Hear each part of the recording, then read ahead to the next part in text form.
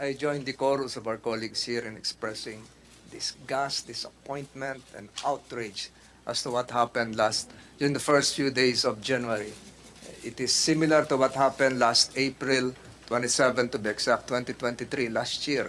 Paulit-ulit na lang po ito. I also likewise re-echo what Senator Tiveros just said a while ago, that perhaps there is a need to revisit Republic Act 9511, the franchise granting NGCP the power to the business to convey transmission of electricity. Mr. Chairman, perhaps the bottom line here is Section 2 of RA 9511.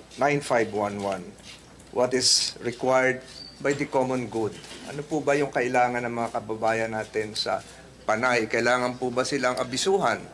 Kailangan po ba silang sabihan kung kailan marirestore ang elektrisidad?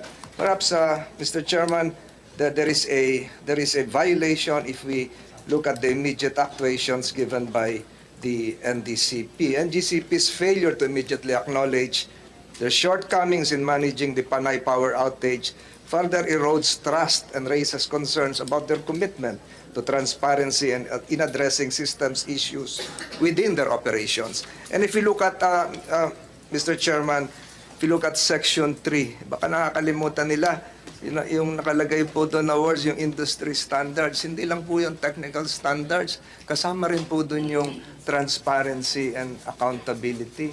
Yun po siguro yung hinihintay at hinihiling ng ating mga kababayan nung napakahirap na 3 o 4 na araw na nagdaan noong Enero na walang tugon na nadinig except for some radio interviews coming from the NGCP.